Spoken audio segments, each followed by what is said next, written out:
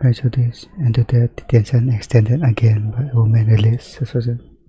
Andrew Tate, his incarceration has been extended for another 30 They days. have released So this the is the woman, I guess. third stint of 30 days. So he's on his way to doing 90 days. 3 stints of 30 days. It's been 90 30 days. The difference here, 90 so days. the two ladies have been released. Georgiana Nagel and Luana Radu have been released to home confinement. So that means they're on brace. Home They can't arrest. leave. They just have to Okay.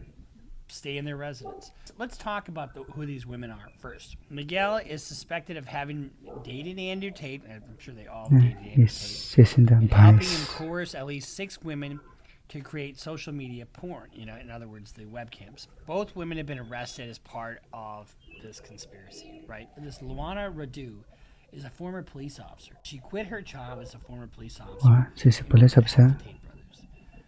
I didn't know that. That's sort of, and if she had police contacts, doesn't that sort of smack of kind of organized crime a little bit?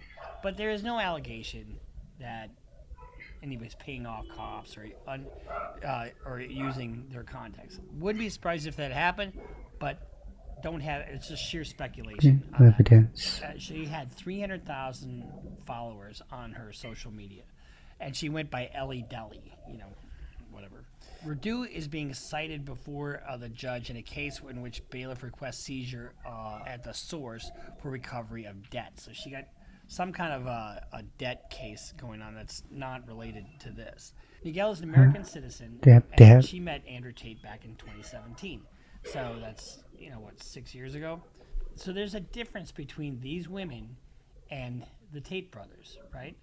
They worked for them, they're underlings. And so what is the difference when somebody gets released like this? Their higher up, I guess. detention was extended 30 days one time. So then this last one, they were released. The difference between them can also be found in something else, maybe. Now, I kind of predicted that this jail stint would get these women to talk. And we don't know if they've talked or not. But sometimes when people get released, as we see in the YSL case, why are they getting released? Because they do this. They start snitching. If you look at what these two women did, The snitch. the first one, who met him in 2017, she's accused of doing all kinds of recruiting, and you've heard him talk about what he has his main girl do, right? Kind of like a Ghislaine Maxwell type of situation. And then the second one, she's a former police officer, has met him on social media, and quit everything to go work for him. And she's his administrative assistant. She's done all kinds of other things for him. When you are helping somebody in a criminal enterprise, even though the things that you are doing aren't necessarily criminal, it's called aiding and abetting. So if you have an organization and you have a conspiracy, basically, and a conspiracy is agreement between 2 or more people in an act in furtherance. And if you just help the organization, even though what you're doing is not necessarily criminal, you're still part of the overall scheme of things, right? And so the 2 women got released, and Andrew Tate and his brother are still in custody for another 30 days. Now, I've talked about this on multiple times, and I still will say it again. I think preventative detention or investigative detention is absolutely violating of human rights. How are you? Okay. You're held without any regard to your guilt State law, so or charges. what can you do about it? I mean, how do you prepare, for a defense when you are just being held in custody? I don't think they have a discovery requirement during this phase. So they're kind of in the dark. Vidniak, one of the lawyers for the Tate's team, told journalists that they would challenge the ruling if another extension was granted. He said effectively that the defense had effectively paralyzed the evidence. I don't know what that means in the case so far, and that there was not enough to keep the Tates in custody. I don't know what it means that the defense has effectively paralyzed the evidence. I have no idea. It's probably a lost in translation there, so it probably means that the defense is kind of paralyzed because they're not having access to the evidence. That's my guess is what that means. And it's true. I mean, because if you're sitting there like a sitting duck and they're not obliged to, they only give the court so much, right? They don't, because they don't want the Tate brothers to have their cronies go try to influence any witnesses that are out there. Fair enough. But so they're giving them scant information, and meanwhile they sit and they sit and they sit. You can see in the tweet that he says he'll meditate his way out. Meditate, okay. He can think of pleasant thoughts. He can think of darkness of Deeply, hell. He's been there. But being a martial arts, Zen and mind control, really your own mind, and being able to kind of focus, I think that would serve him well in this scenario, don't you think?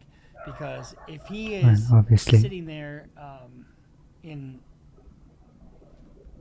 he can rest in there, I guess. You'd have to have some way of coping with that. And so one of the ways you do that is fitness, right? And I'm sure he's probably working out. I'm sure he's probably meditating. And so to that end, I think his skills will probably serve him well. So if you look at the players in this Matrix, Matrix? There's no fucking Matrix. But if you look at all the players here and who's got a vested interest where, and then how you're treated, you've got the police, and this Redu character, she's a former cop, and if you're violating a public trust, either as a cop or a former cop, you're held to a higher standard. Ostensibly, you got the prosecutors, you got the judge, and you got the defense lawyers. Now you have the defendants. Everybody has their role to play. But the Tate brothers they're going ham on the Tate brothers, and why are they doing that? Why are they going after these innocent young men? Well, they're not that innocent, in my opinion. But I still think it's absolute travesty that they're jailed prior to being charged. But why are they going so hard at them? That is a question that's going to have to be answered. Because they don't like them. Sex trafficking in the Western nations, and the UN members, they all have probably was a video over and over again, I guess. And I know a lot of you guys are saying, "Oh, they could leave at any time. They could do this. They could do that." It doesn't take much, honestly, for it to be sex trafficking. So, and then you have the bravado and the chutzpah and the persona that he's so out there, and they were making a lot of money. And you don't think these cops want to see? Because guess where that money goes? It goes right to the cops and prosecutors. And so it's called policing for profit. We have it in this country, where I had a client who was dealing weed for about 8 years, and he had a $2.3 million house. He had to give his house up so he could stay out of jail, because the money was all illegal, and his home was all bought with illegal funds. So when you have in webcam business by itself is not illegal, but sex trafficking and tax evasion, money laundering, and whatever other things that they can tag on, that stuff is.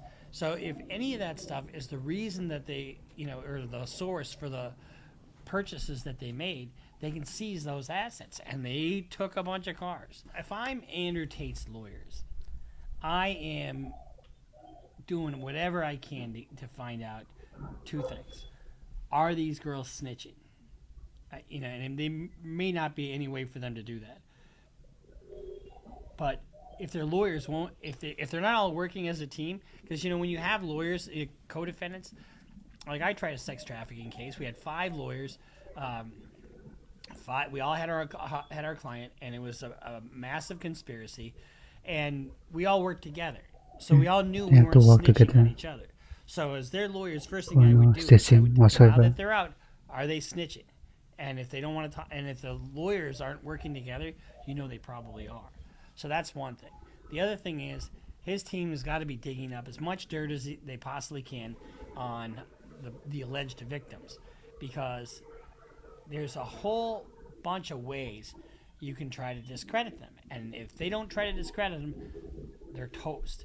But I guarantee you, they're going to try to discredit them. And they'll do that by presenting evidence of either prior false allegations, or they're going to try to present evidence of, that they could come and go as they pleased.